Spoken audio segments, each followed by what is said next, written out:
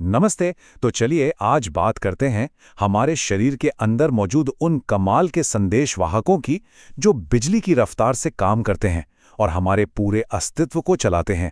जी हाँ, हम बात कर रहे हैं न्यूरॉन्स की। कभी सोचा है कि गर्म तवे को छूते ही पलक झपकने से भी पहले हमारा हाथ अपने आप पीछे कैसे हट जाता है? मतलब बिना सोचे समझे ये सब इतनी तेजी से कैसे होता है? इसका जवाब एक बहुत ही छोटी लेकिन बेहद शक्तिशाली कोशिका में छिपा है। और इस पूरी कहानी का हीरो है न्यूरॉन। ये कोई आम सेल नहीं है, ये हमारे शरीर का कम्युनिकेशन स्पेशलिस्ट है। इसे खास तौर पर हर तरह की जानकारी को एक जगह से दूसरी जगह पहुंचाने के लिए ही बनाया गया है। ठीक है, तो समझते हैं कि एक न्यूरॉन की यात्रा का पहला पड़ाव क्या है। मतलब ये आने वाले सिग्नल्स को सुनता और इकट्ठा कैसे करता है। अब देखिए, जानकारी पकड़ने के लिए न्यूरॉन के पास कुछ खास एंटेना होते हैं। इन्हें कहते हैं डेंड्राइट्स। इनकी कल्पना एक पेड़ की ढेरों शाखाओं की तरह की जा सकती है, जो आसपास से आने वाले सभी संदेशों को इकट्ठा करते हैं। तो ये जो डेंड्राइट्स हैं, ये पेड़ की शाखाओं की तरह फैले ही इसलिए होते हैं ताकि ज्यादा से ज्यादा जानकारी पकड़ सकें। इनका एक ही काम है, दूसरे न्यूरॉन से सिग्नल लेना और उन्हें न्यूरॉन के सेंटर यानी सेल बॉडी तक पहुंचाना। तो जब डेंड्राइट सारे मैसेज इकट्ठा कर लेते हैं तो वे इसे न्यूरॉन के हेडक्वार्टर में भेजते हैं, जिसे कहते हैं सेल बॉडी या सोमा। और असली फैसला यहीं होता है। ये सेल बॉडी ही न्यूरॉन का कमांड सेंटर है। न्यूक्लियस यहीं होता है, सारी ऊर्जा यहीं बनती है। ये आने वाले सभी सिग्नल्स को जोड़कर तय करता है कि भाई ये मैसेज इतना जरूरी है भी कि इसे आगे भेजा जाए। और हाँ, अगर इस कमांड सेंटर को कोई नुकसान पहुंच गया तो पूरा का पूरा न्यूरॉन खत्म हो सकता है। अच्छा, तो जब सेल बॉडी ये फैसला ले लेती है कि संदेश जरूरी है, तब शुरू होती है असली यात्रा, एक हाई स्पीड सुपर हाईवे पर। चलिए देखते हैं ये कैसे होता है। ये सुपर हाईवे है एक्सॉन।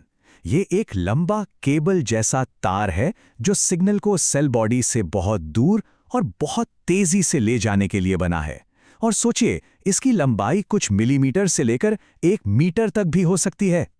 तो सबसे जरूरी बात यह कि एक्सॉन सिग्नल को हमेशा सेल बॉडी से दूर ले जाता है। कुछ एक्सॉन पर एक खास इंसुलेटिंग परत होती है जिसे माइलिन शीथ कहते हैं। ये स्पीड बढ़ाने में मदद करती है। और ये जहां खत्म होता है उसे एक्सॉन टर्मिनल कहते हैं। और ये माइलिन शीथ कितनी जरूरी है वो इस स्लाइड से एकदम साफ हो जाता है। जिन एक्सॉन पर यह परत होती है उनमें सिग्नल लगभग 100 मीटर प्रति सेकंड की रफ्तार से एक नोड से दूसरे पर कूदते हुए आगे बढ़ता है। और जिन पर नहीं होती वहां सिग्नल बहुत धीरे धीरे चलता है। तभी तो जब मल्टीपल स्क्लेरोसिस जैसी बीमारियों में ये माइलिन शीथ डैमेज हो जाती है तो संदेश ठीक से पहुंच नहीं पाते। अब हम आते हैं इस सफर के सबसे रोमांचक हिस्से पर।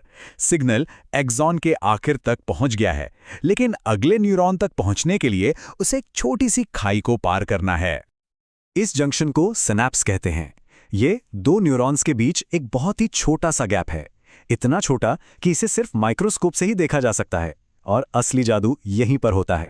यहाँ इलेक्ट्रिकल सिग्नल एक केमिकल सिग्नल में बदल जाता है, जिसे कहते हैं न्यूरोट्रांसमीटर। डोपामाइन, सेरोटोनिन, ये नाम तो सुने ही होंगे।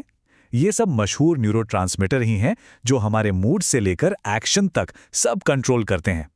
ये केमिकल उस गैप को पार करके अगले न्यूरॉन को एक्टिवेट करते हैं, जहां ये फिर से इलेक्ट्रिकल सिग्नल बन जाता है।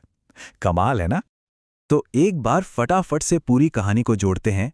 डेंड्राइट सिग्नल लेते हैं, सेल बॉडी फैसला करती है, एक्सॉन उसे तेजी से आगे भेजता है और सिनैप्स पर यह केमिकल के रूप में अगले न्यूरॉन को चालू कर देता है।